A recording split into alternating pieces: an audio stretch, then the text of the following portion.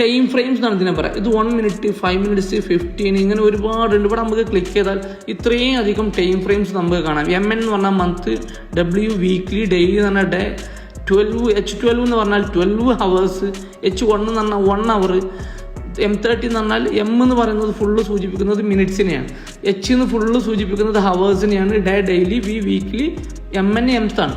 അപ്പം നമ്മളൊരു H1 മാറ്റാം. ഈ H1 പ്രത്യേകത എന്താ? 1 മണിക്കൂറിൽ, ശ്രദ്ധിക്കണേ, 1 മണിക്കൂർ ഈ ഒരു ക്യാൻഡിൽ നമുക്ക് എടുക്കാം. ഇതാ ഈ ഒരു ക്യാൻഡിലാണ് ഇപ്പം നമ്മൾ എടുക്കുന്നത്. ഈ ഒരു ക്യാൻഡിൽ ഈ 1 മണിക്കൂറിൽ എവിടെ നിന്ന് സ്റ്റാർട്ട് ചെയ്തു, എവിടെ ക്ലോസ് ചെയ്തു, എവിടെ വരെ പോയി എന്നാണ് ഈ ഒരു ക്യാൻഡിൽ സൂചിപ്പിക്കുക. അത് ഓരോ ടൈം ഫ്രെയിമും നമ്മൾ മാറ്റുമ്പോഴും ക്യാൻഡിൽസിൻ്റെ സ്വഭാവങ്ങൾ കംപ്ലീറ്റ് മാറും.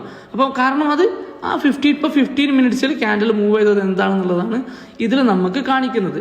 നെക്സ്റ്റ് ഇവിടെ കണ്ടോ, ഇവിടെ ഒരുപാട് ഓപ്ഷൻസ് ഉണ്ട്. ഈ ജസ്റ്റ് ഈ പ്ലസ് ബട്ടൺ ഞെക്കി കഴിഞ്ഞാൽ നിങ്ങൾക്കിത് ഇപ്പോഴത്തെ ഓരോ വാല്യൂ, ഓരോ കാര്യങ്ങളൊക്കെ മൂവ് ചെയ്യണതൊക്കെ കാണിക്കാൻ പറ്റും. ഈ മുകളിൽ കണ്ടില്ലേ ഈ പ്ലസ് ബട്ടണും.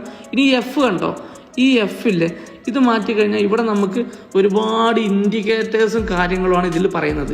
നമ്മളിത് യൂസ് ചെയ്യുന്നില്ല. നിങ്ങൾക്ക് ഇൻഡിക്കേറ്റേഴ്സിനെ കുറിച്ചൊക്കെ പഠിക്കാനും ചെയ്യാനും താല്പര്യം ഉണ്ടെങ്കിൽ ജസ്റ്റ് ഒന്ന് അറിയിച്ചാൽ മതി. അപ്പോൾ നമുക്കിതിൽ കുറേ കാര്യങ്ങൾ പറയാനുണ്ട്. അപ്പം MT5 തന്നെ ഒരുപാട് ഇൻഡിക്കേറ്റേഴ്സും കാര്യങ്ങളും അവൈലബിൾ ആണ്. അത് നമ്മളിപ്പോൾ യൂസ് ചെയ്യുന്നില്ല. പിന്നെ ഇതാ നിങ്ങൾക്ക് ഇവിടെ വേറെ F-ന്റെ ശേഷം കണ്ടോ കുറച്ച് ഇവിടെ നിങ്ങൾക്ക് വരയ്ക്കാനും ചെയ്യാനൊക്കെ ഇത് വേണമെങ്കിൽ യൂസ് ചെയ്യാം. പക്ഷെ MT5 നമ്മളുടെ ടെക്നിക്കൽ അനാലിസിസ് ചെയ്യുന്നത്, ടെക്നിക്കൽ അനാലിസിസ് നമ്മൾ കംപ്ലീറ്റ് ചെയ്യുന്നത് നമ്മളുടെ ട്രേഡിംഗ് വ്യൂ എന്ന ആപ്ലിക്കേഷനാണ്.